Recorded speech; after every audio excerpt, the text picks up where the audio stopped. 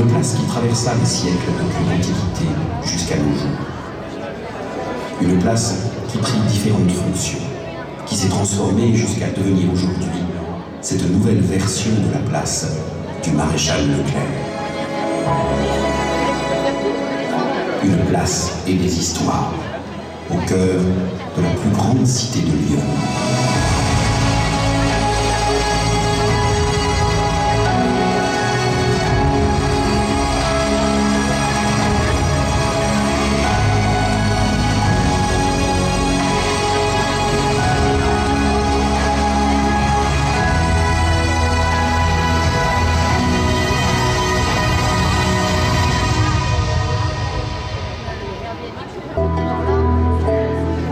Les plaines fertiles de Lyon sont propices à l'installation de populations.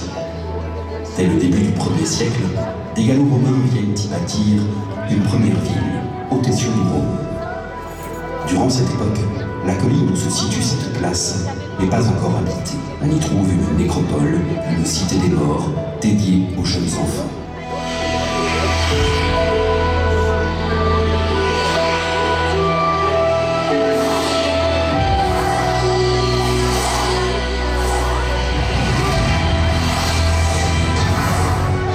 À la fin du IIIe siècle, la période de troubles dans l'Empire romain crée un climat d'insécurité.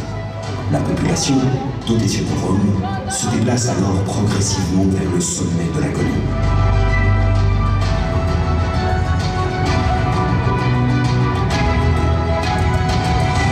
Cette position dominante, plus facile à défendre, est alors renforcée par un mur d'enceinte de 1100 mètres, appelé castrum. La fortification traverse cette place en plein milieu de l'ancienne nécropole.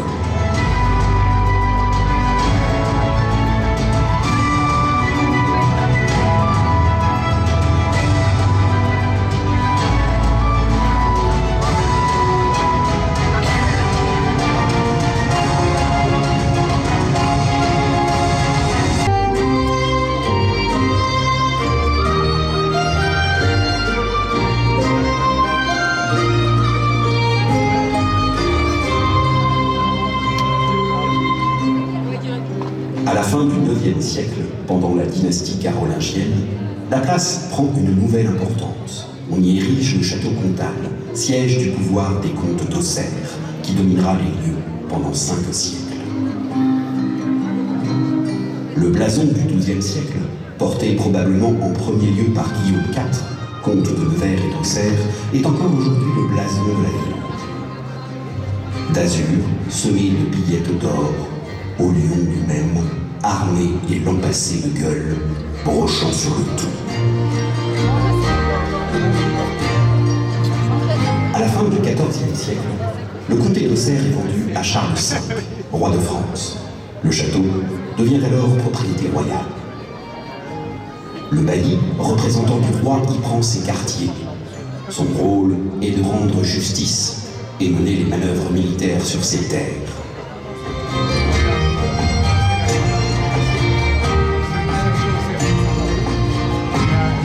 Au XVe siècle, Auxerre affirme son pouvoir. La ville s'installe plus près du siège du pouvoir royal, construisant son hôtel de ville. Les habitants transforment même la tour Gaillarde pour y installer une horloge astronomique.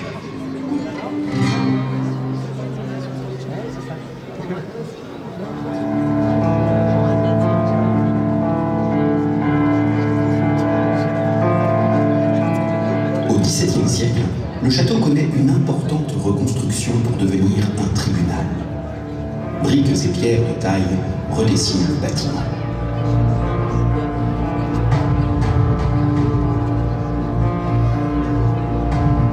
Il n'en subsiste aujourd'hui qu'une seule cheminée.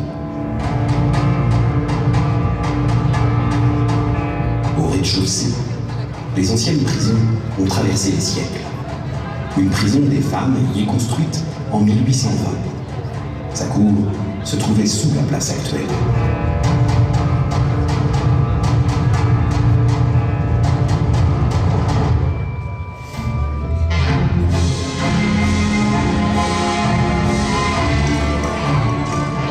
Enfin, à droite de la tour de l'horloge, il existe existait une maison, mais pas n'importe laquelle, celle de l'huissier de justice le plus célèbre de France, Cadet Roussel.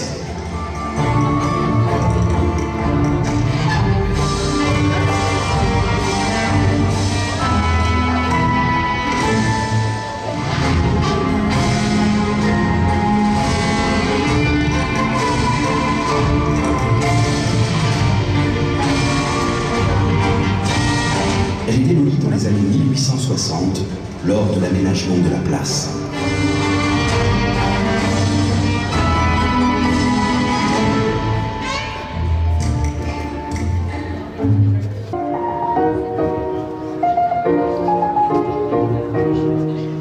Dans les années 1860, l'État décide de quitter l'ancien palais de justice pour construire un nouveau bâtiment et de nouvelles prisons.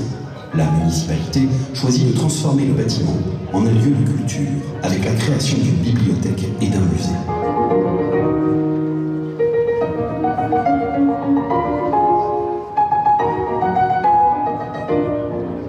En 1860, des médaillons en lien avec la vocation du lieu sont ajoutés. Ils mettent en lumière des Auxerrois célèbres.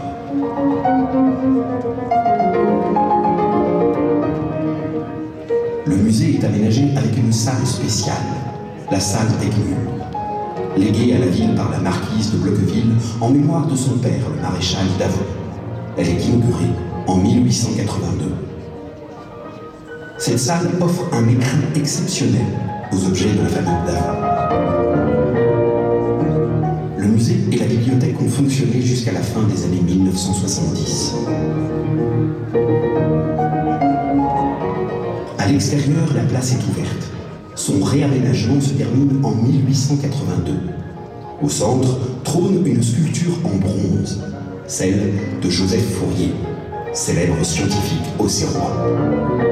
La statue disparaît malheureusement entre 1941 et 1942, réquisitionnée pour l'effort de guerre.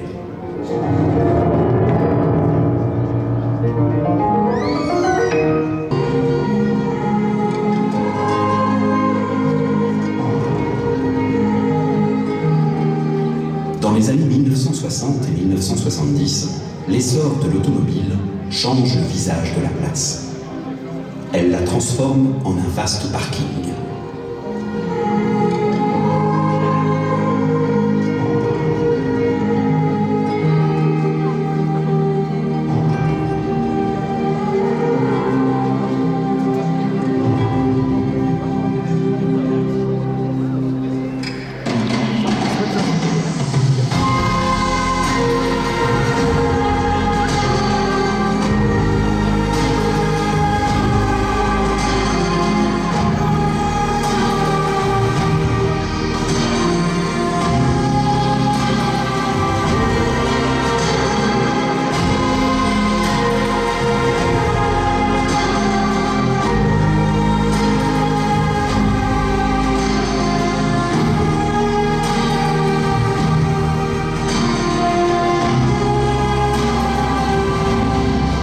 Aujourd'hui, la place renaît comme un poumon ouvert au cœur de la ville d'Auxerre.